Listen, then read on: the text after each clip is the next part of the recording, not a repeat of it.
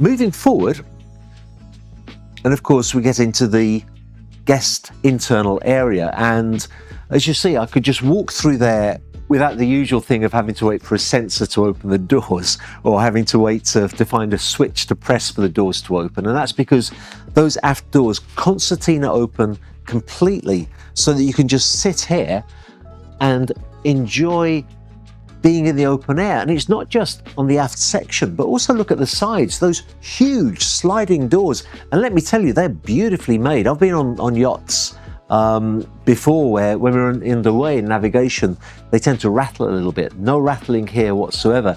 And I won't forget at all when one of the family was showing me a little bit at the yacht, he sat down exactly like this and he said, I sit here and I just enjoy the ocean.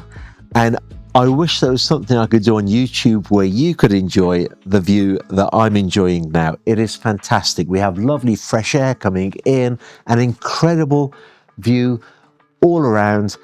The design of this yacht is absolutely glorious, and it's all about enjoying the ocean.